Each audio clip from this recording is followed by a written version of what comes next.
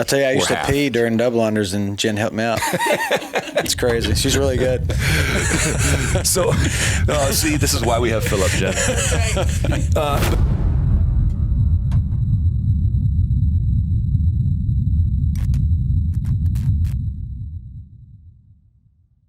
All right, welcome back. It's the Built by Vitality podcast. I am your host, Steve Pinkerton, and I'm sitting next to Philip Lewis to my left. Thanks. And he takes my intro from me sometimes. We have our guest today, one of many people who are more jacked than Philip, Dr. Jennifer Frankoski. Thank you for joining us. You're welcome. So before we get into Jen's story, just wanted to, I'm turning over a new sensitive side. My feelings were kind of hurt today. Why? You didn't know? Well, I spent a lot of time with Philip. We spent a lot of time together. Yeah. And I got my haircut this morning, and he didn't even notice. Say anything. He didn't say, "Hey, boss, your hair looks good. You know why? Beard looks nice and trimmed." Nothing. I didn't get anything. You know why? Because I think you look good all the time, and it's not what's on the outside; it's on the inside that counts. And so it's just one of those things. This is, and now Jen noticed as well. We came in, we got all situated, and then he moved me to the corner. So did. That's true. It's just one of those things. I couldn't be too close to the camera because I'd steal the show from him. Back at clips. So you're gonna be able to see me. All right. On today's show, we're going to talk about immediate gratification and how that can be a killer for your business.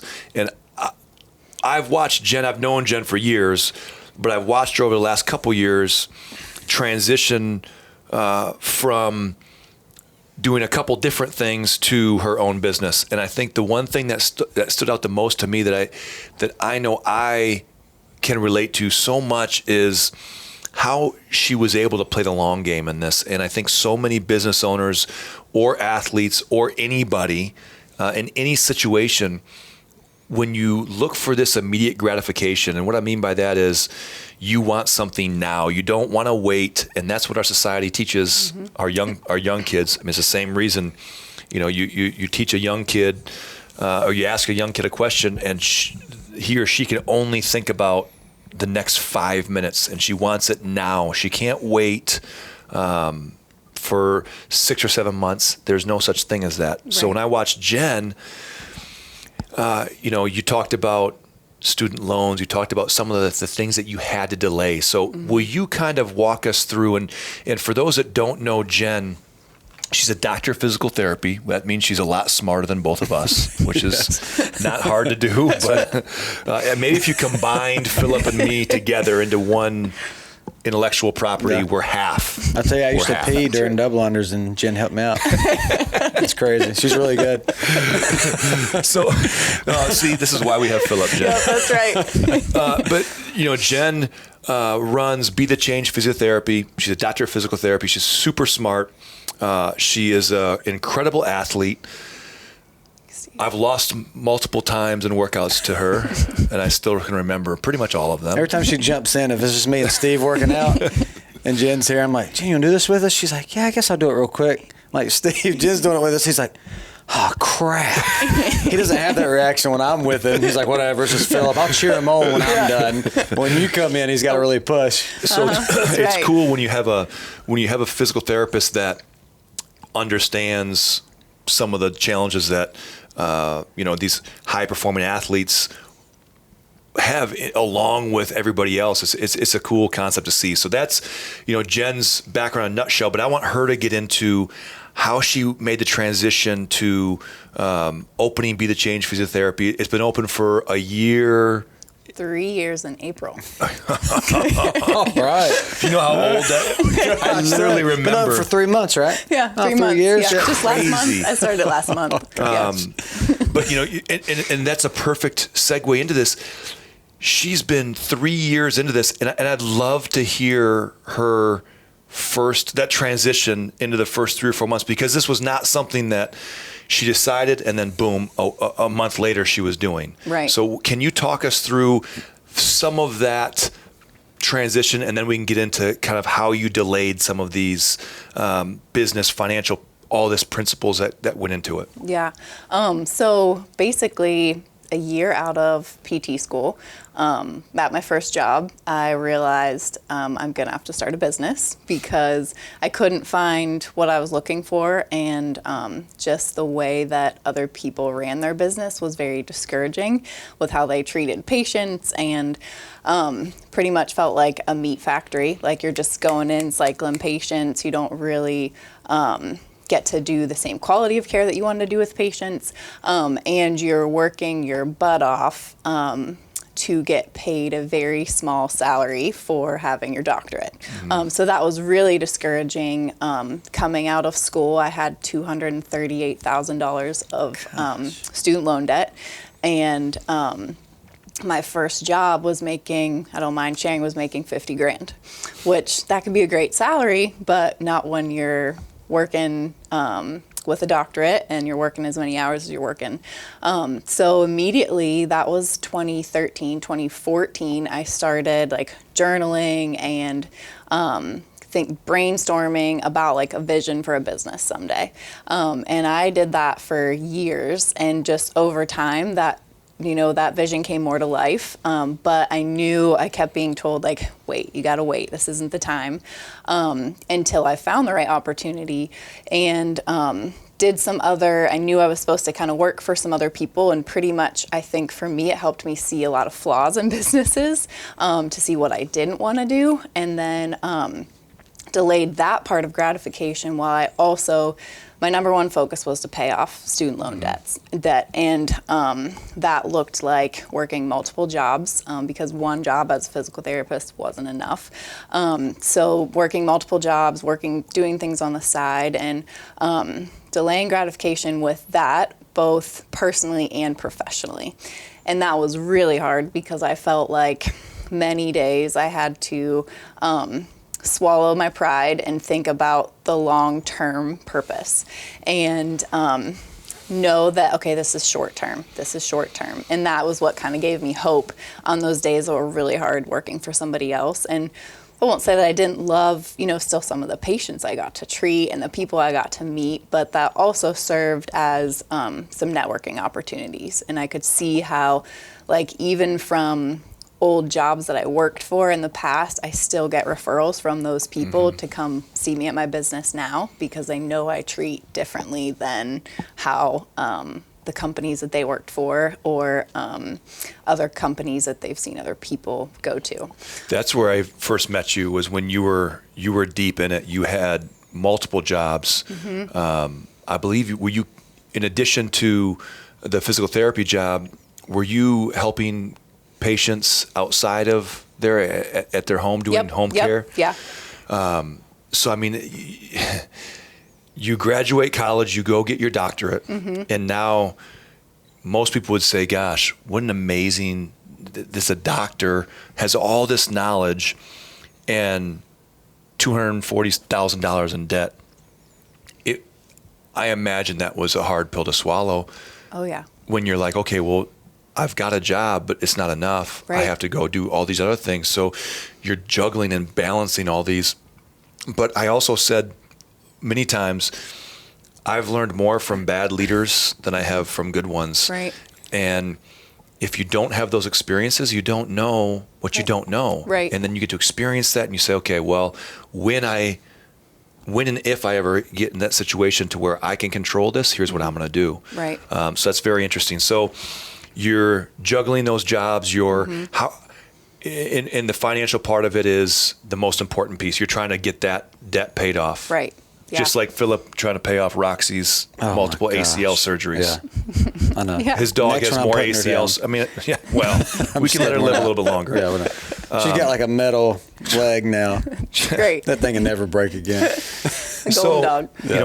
Philip and I have talked about frugality. Oh my gosh. And I have this soft Steve spot. made me frugal now. Yeah. I taught Philip. Sometimes. Frugal, not cheap. Thank you. That's what I've been saying. So I have this soft spot in my heart for people that can appreciate, there's got to be a financial prioritization of how you attack your day-to-day life. And if you don't think about that, you're going to find yourself in trouble. So how did you, and $240,000, just so people understand, let's just say even numbers for someone making, let's call it $75,000 a year, paying off $240,000 is very, very difficult to do take a long time if you're not on a 30-year mortgage type of situation. So talk me through how that process looked, what it looked like, and how that began. So it was definitely very overwhelming, and there was plenty days I was like, God, I don't even want to be alive. Like, there was so many moments where that debt was so heavy on you that you were just like, I feel like I can't get out of this. You know, what do I do? But it started to just realizing like even 50 extra bucks on that debt goes a long way. And it was really helpful during that time. I met Jeremy, so met my future husband. And the first thing I told him was, you don't want to date me. I have $238,000 in debt. Yeah. And his gentle full disclosure. Right, full disclosure, you don't want me, is what I said, you know. And he was very sweet, and he tells you that he does not remember saying this, but he said no amount of debt is worth it when no amount of debt is greater than finding the right person. And from then, he really encouraged me to help me create other spreadsheets, because at the time I had like 23 loans that I was trying to like do the snowball effect with. Yeah. And we sat down and came up with a game plan, and I had an apartment at the time, but it was like, how do I decrease my overhead? That's like the number one thing. So I moved in with a married couple and started just paying all that extra money on debt, and slowly you could see it go down. And it was discouraging because it was just $1,300 a month in interest. So like the debt wouldn't move if I didn't pay more than $1,300 a month. But it was nice to see that slowly drop, and just being disciplined about it and set little goals each month, each year, and little rewards for myself. Like, I can go buy a shirt if I meet this goal, because we're such driven individuals. If we don't have little goals and rewards built in, what's going to keep us motivated to keep going? Yeah. So that was like part of delayed gratification for me. And then eventually we got engaged and got married and decided to put all of our savings. I had started saving and had saved 10 grand to start a business. And we sat down, he had saved money to invest, and we were both like, this debt is just killing us. So we took all of our savings and dumped it on debt. And then pretty much just kept trying to live below our means together and put as much of our money on debt as we could. And then ended up selling our house to take the equity out in the house and put that on debt. And that was huge, because that was a very humbling experience for me to have someone sacrifice, like Jeremy sacrificed that for us and for our future. But he also knew it was a huge weight on me, and how hard he watched me just like chip away at it, that he says it was easier to do that knowing he watched how disciplined I was. Yeah. So that was huge for us, because that just kind of set a fire under us too. And right before that, I had opened the business. So that was a long time in planning too, and trying to figure out, okay, what's this look like, and how do I start a business on a little amount of money, not go into more debt for the business, and was able to start my practice on like $2,700. That's incredible. From things I had accumulated over years, just little things, and then just being smart with how we opened and not going into more debt. And again, delaying gratification. And that was really hard, because there was things like I wanted to have all this other equipment, and I knew that that wasn't smart to start out with all that equipment that I didn't necessarily need to do what I was gifted to do. So many people would tell you, these business gurus out there, these financial gurus, they don't, what their algorithms don't take into account is the mental part of debt. And I've always said this, I don't care what anybody else says about good debt, bad debt. I don't care. Right. In my head, if I owe somebody money, it mentally changes my well-being. Yep. Now, I'm not saying that I don't have any debt. I do, but every little bit of debt that I have, I have determined that I'm okay with. I've made peace with that, and I've got a plan to pay that off. Right. And there's so many people out there that want to tell you and give you advice to say, oh, well, hey, Jen, just pay the minimum amount, keep that $240,000, take out a new loan, maybe put a second mortgage in your house so you can have all the equipment that you need in your business, because you know what? Your business is going to be what pays off that debt. Right. Okay.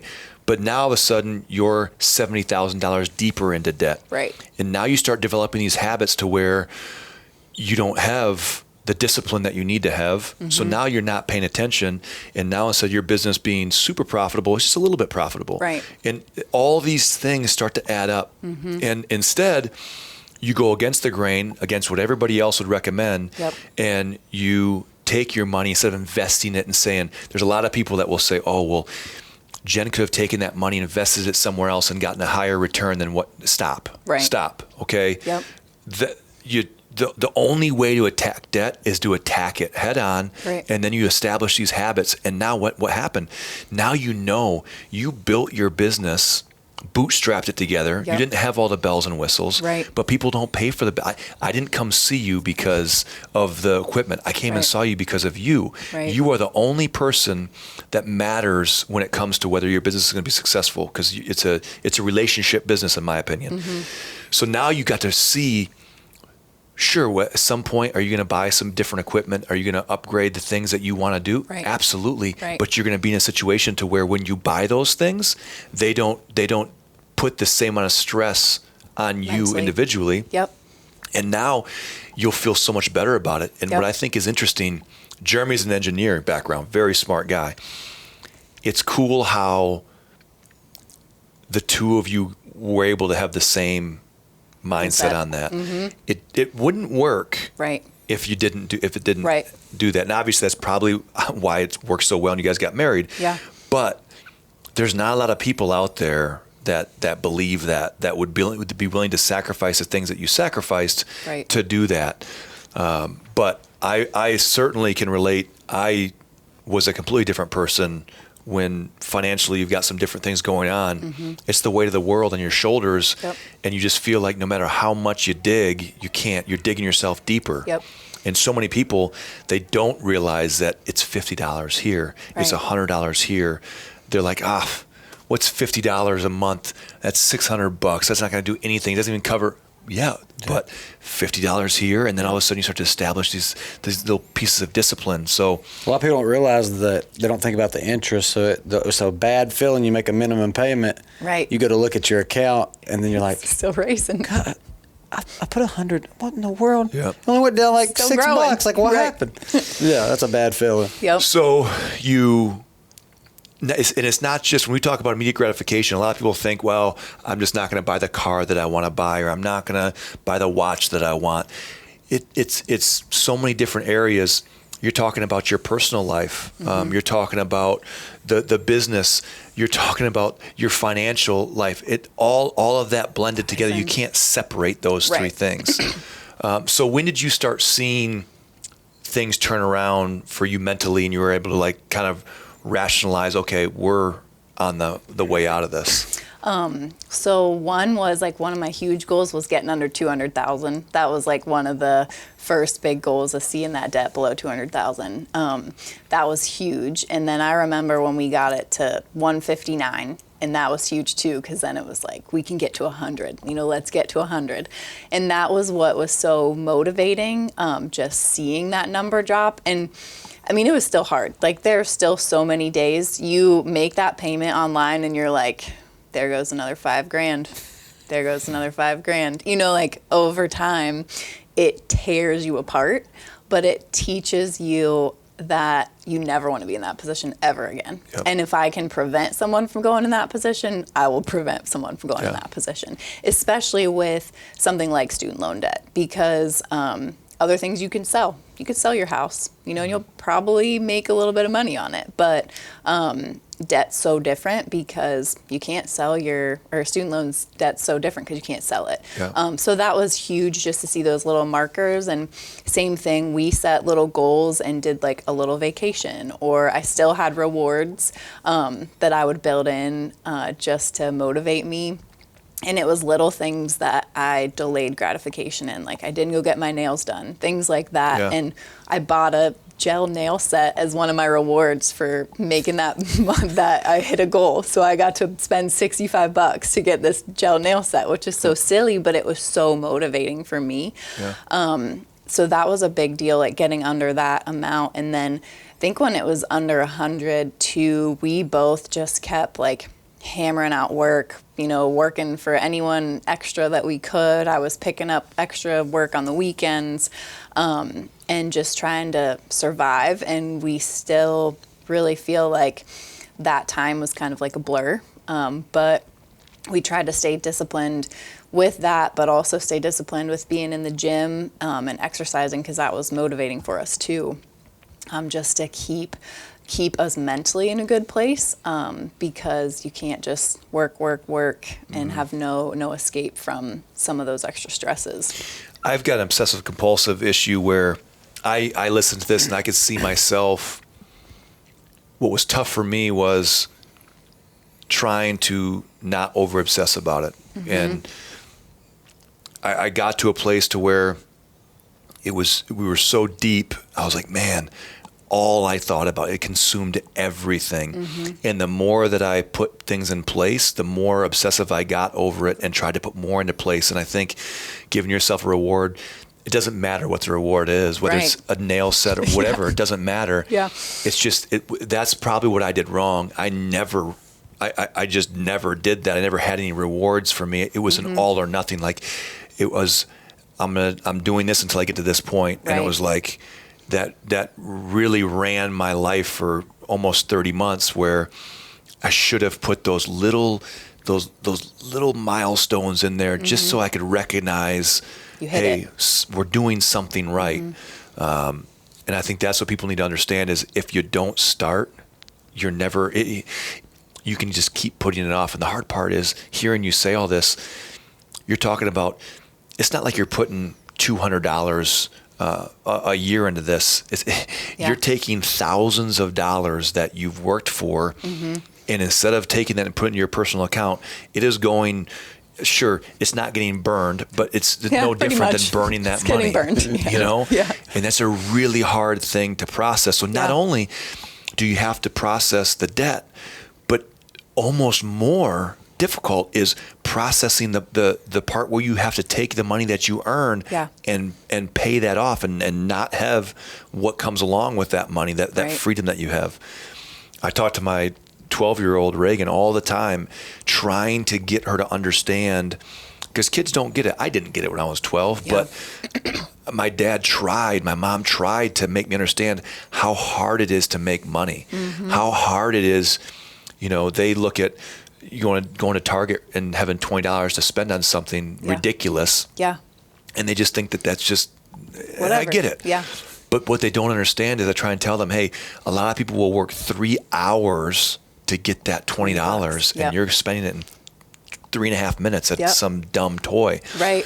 So I think those are the things, these lessons, and guess who's going to teach that generation these lessons? People like you that have learned the hard way. Right. But at the same time, I look at this and I say, man, maybe you don't have this opportunity if you don't have your doctorate, you know? So there's a give and take where you have to accept some of it. But maybe the real question for people that want to go in their own business and they want to do what you do, maybe they need to understand, I can go do this, but this is what comes along with it. Correct. You're not going to go get a 6-figure salary for years and years and years because you'll be paying some things off. But once you pay it off, now all of a sudden, guess what? I imagine that 2021 is going to be a really fun year for you. Yeah.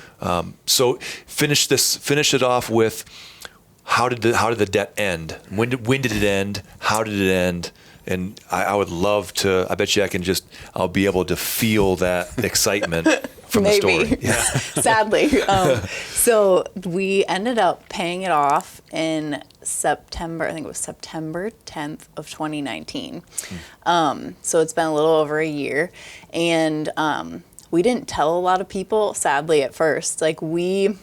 The funny thing is, the night we paid off the debt, we had gotten in this little argument, like right before we were going to pay the debt off, and we were fighting about one of our computers not working, and it was just like classic.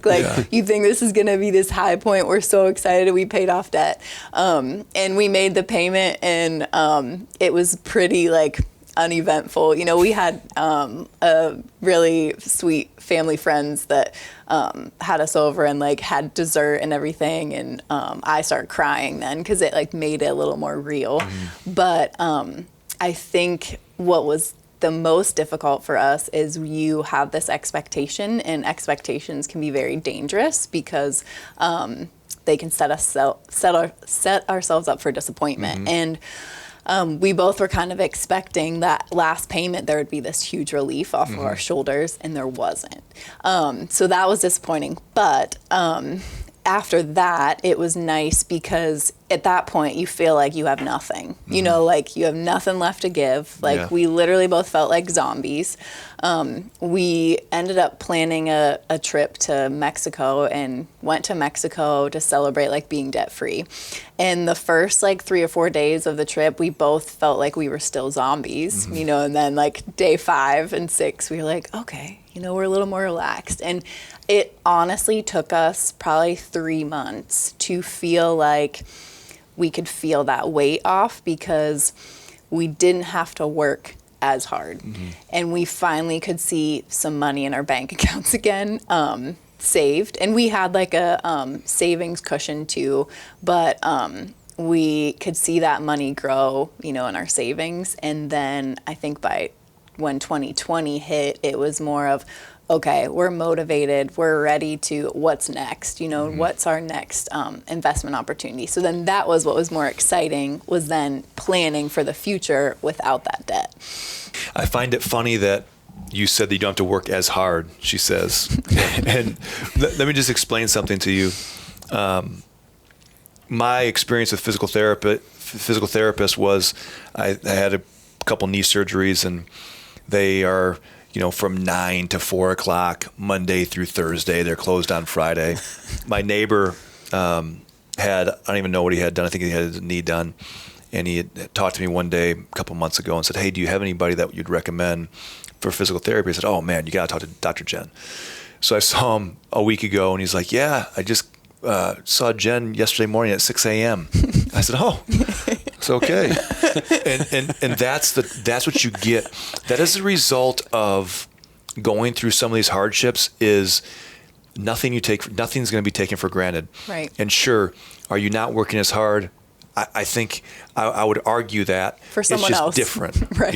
It's just a different mentality that you have now, but you're also the one that is seeing patients at 6 a.m. where normal people don't do that. Right. And that's what sets everything apart for the experiences that you had put you into this situation where maybe if you wouldn't had this debt experience, maybe you'd have bad spending habits. Right. Maybe you wouldn't know what to look for, and maybe you would be the, hey, I'm 9 to 4 with an hour and a half lunch, and I'm closed on Fridays and every other Monday. And you're like, okay, well, let me just schedule out 7 months from now when I can fit into my schedule. Right. So I think that's what makes it unique. And I love that there wasn't a huge celebration, balloons getting launched into the sky when it was done, because this was something that took so long. It's not something that you can just, the switch will never get turned off. It won't be as intense, but you'll always have that in the back of your mind. And what you said that rings so true to me is you'll never put yourself in the same position again. And I don't think you put yourself purposely in that position, but you found yourself there. Yep. And that's what I said. I was telling my dad maybe 2 months ago, I said, man, I will never, ever put myself in a position to where a bank can determine whether I do X, Y, or Z. I'll never do it. And if I need that, then I'm going to wait. Right. I will wait. I will delay what I want until I'm in a situation to where I can set the terms that work for me mentally. Right. And it's not worth the stress, because my stress I took out on everybody else. You know, I can compartmentalize it for me, but I found myself taking it out. And I'm sure, you know, nobody's perfect, and I'm sure you and Jeremy had your disagreements, and that's one of the most stressful things you can do is be financially behind the 8 ball. Right. And you're both trying to do this thing. So make no mistake, I guarantee no one's doing that without some fireworks. Right. But at the end of the day, that's just you equally cared about this, and that's why I'm sure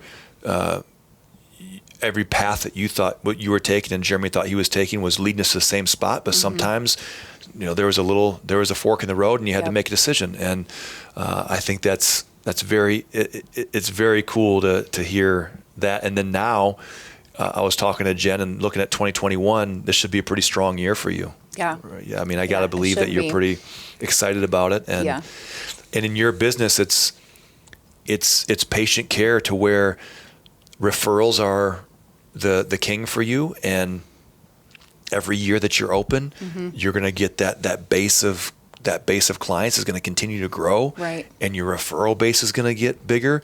And from what I understand, you've already got someone else in there with you now. So you've expanded to have 2 doctors in there. Yep. Yeah. So I have another doctor of physical therapy helping me, and he's awesome. His name is Brian, and he's very, very talented too. He's been a doctor of physical therapist even a little bit longer than me. So he's been an awesome asset for the business, and just hired an assistant too that's been helping with scheduling and just different things, because I'm pulled in so many different directions. And No, Philip, you cannot go apply for a job. Stop. I know. Stop. She told me she's like, I got to ask my assistant something real quick for the podcast. I said, I need an assistant.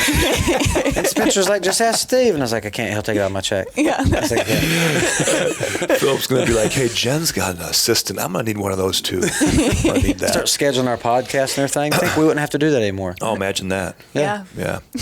Now, Jen, when your specialty, when you're getting your doctorate, do you choose a specialty within the field, or how did you talk to me about pelvic floor specialists and what that appeals to? Because that's, from the first time I met you, that's been the focus you've wanted to pursue. Is that something that was picked for you, or you picked? You pick it. So most of the doctor of physical therapy programs, you come out as what they call like a generalist. So you're a generalist PT, and then you can go into a more specialized direction. So my first year out, I actually went in orthopedics. That's where I was naturally more gifted in school, loved that side. And orthopedics is like shoulder pain, back pain, neck pain, any of that. So it's more the musculoskeletal system. And I did an orthopedic residency in Savannah, Georgia. So that was like specialty. And then after that, company had a falling out with business partners. That's pretty much what led me up to Charlotte. And then was just seeing a lot of issues with especially women, like pregnant, postpartum, or they had back pain, hip pain, things that weren't clearing up. And then in CrossFit, the CrossFit community, like women having issues with leakage, and everyone kind of laughing about it and things like that, and realizing, there's a deeper issue going on that we can help these women and empower women. And my goal with the business as a whole, we treat orthopedics and, the women's health, pelvic health, is to always empower the patient. So how can we give them the tools that they need to know, like, hey, we can fix this, and control different variables to get to the root cause of the issue. So that specialty kind of led into that, basically just because I was seeing, women struggle with those issues and have no one to help them, and even now that's what I'll get, like, women are like, why did I not know about you beforehand? So there's a break in our healthcare system that not enough women know about it now. Social media is helping, absolutely.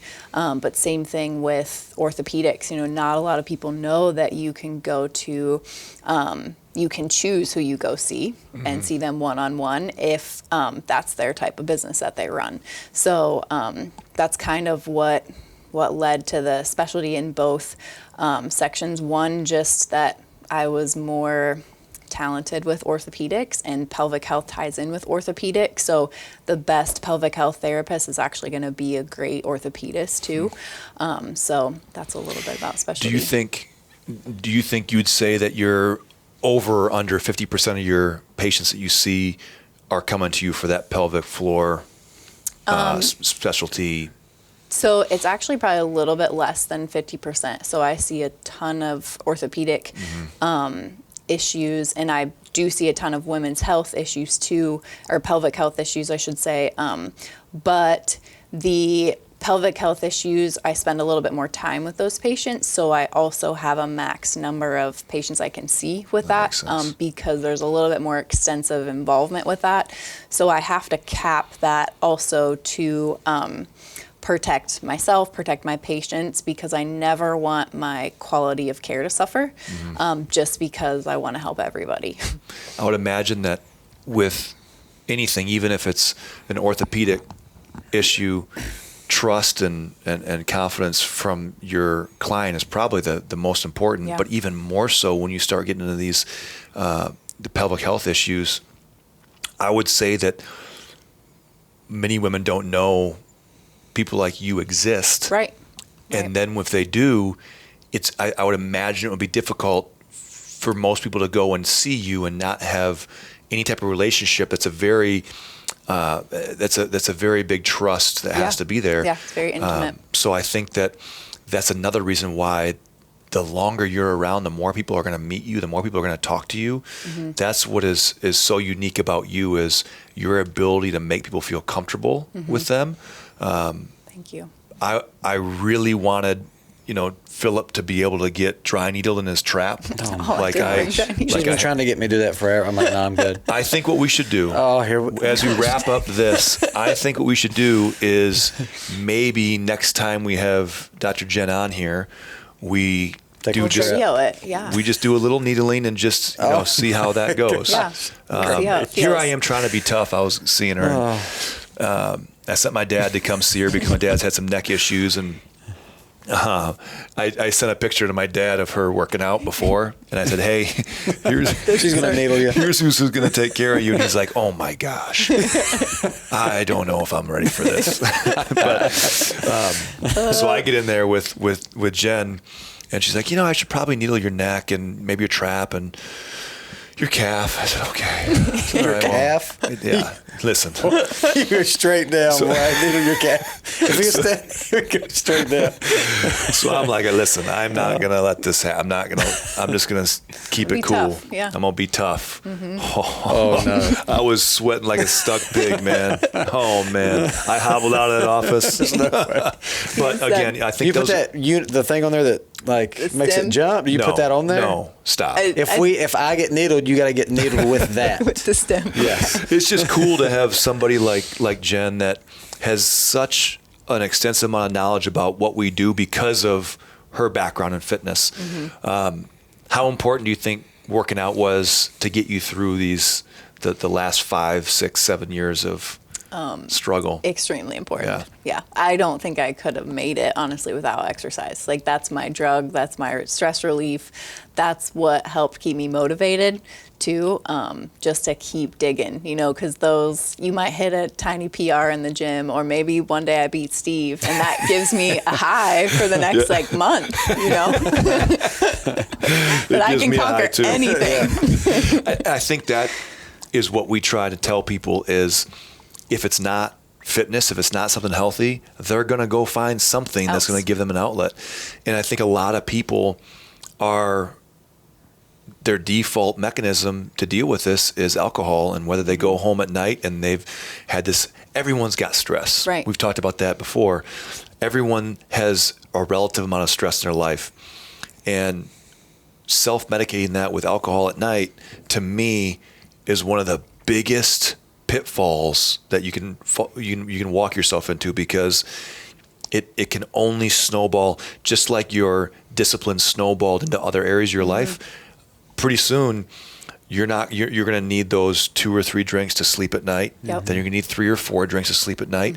Well, now if you're having 3 or 4 drinks at night, you're probably not getting up in the morning to train. Right. You're probably so excited to get home and begin that self-medication that you're not going to the gym after work. Right. So then this innocent little, I'm having 1 drink at night, turns into multiple, and it starts to shape your routine. Right. And once you get in that, I can only imagine how difficult, because I get the power of addiction. I get it.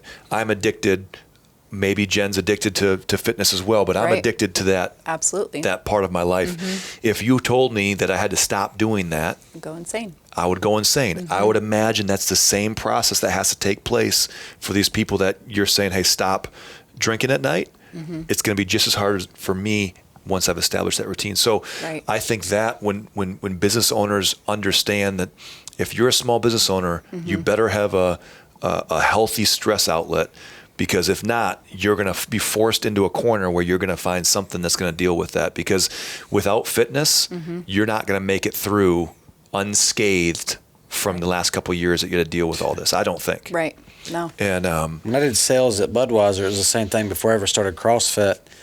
I would sell beer all day, be stressed, seeing all these customers dealing with stuff nonstop. I'd come home, and I didn't think nothing of it. I just drank a couple of beers every night before I went to bed.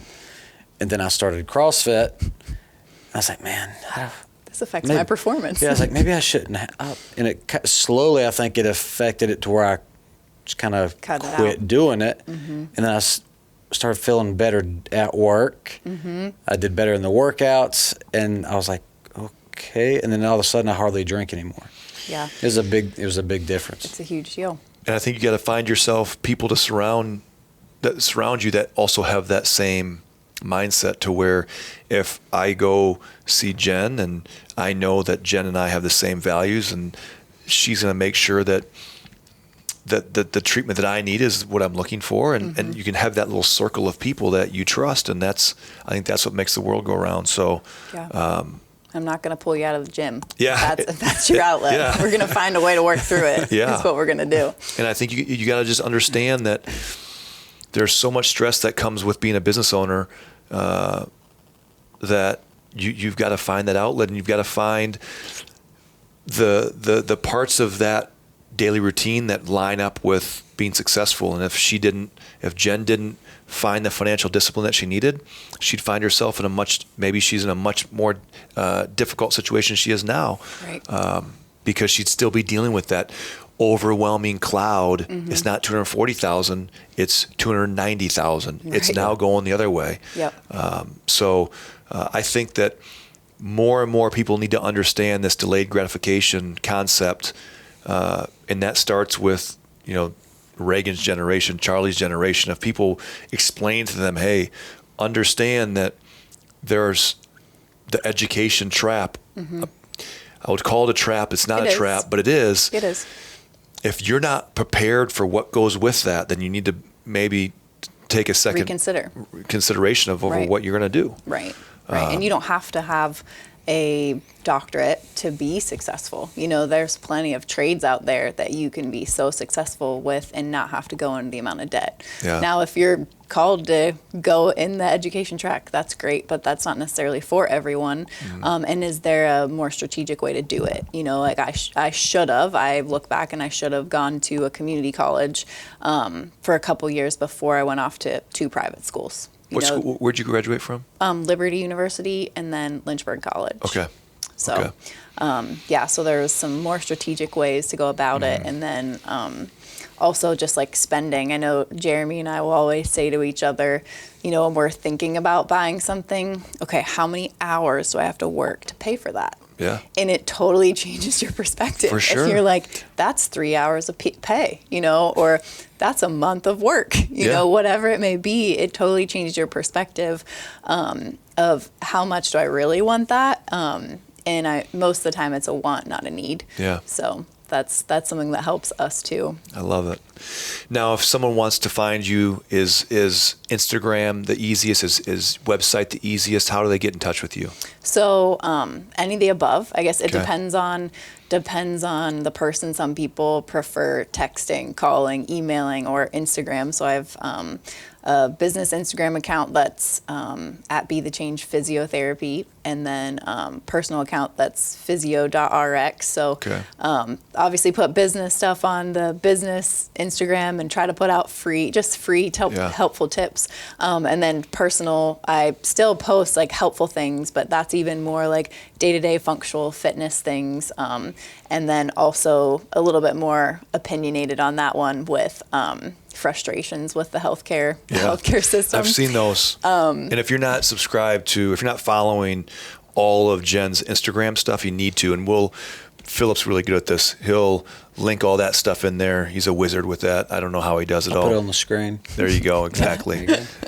He'll link it all so that you can see, because a lot of times you'll have, hey, here's a good hip opener. Yep. And I'll see it and I'll be like, oh, I'm going to bookmark that. I'll try this one. And before you know it, I've got 49 minutes of Jen's Mobility. videos to go through. But I think that's something that everybody should do. Just there's so much garbage we look at every day. Just at least include Jen with the garbage so you can see some of that stuff. That's usually always positive and encouraging, and Yes. try to be more inspiring than anything, because there is so much garbage out there. And the other cool part is, like Philip, Philip practices what he preaches. I see Philip laid out on the floor a lot. Mm-hmm. I was walking up to my office the other day, Jen, when a CrossFitter has went all in on a workout, when the shoes and socks are off. when the shoes and socks come off, like somebody went pretty hard. Or like yesterday, I did the bike with you. What if I wanted to take them off? I just couldn't. That's the same thing. Yeah. Hey, who won that workout? We won. Yeah. Okay. We beat Brent and Nate. Oh. It's pretty impressive. Yeah. Dang. They're not going to like that They're not at all. He didn't like that when I mentioned that earlier. But it just goes to show, I love that I'm always seeing Jen. I don't care how good of an athlete she is. It doesn't matter to me that she's an amazing athlete. Just the fact that she's in here doing what she preaches. She's always mobilizing. She's always doing exercises to work on her weaknesses.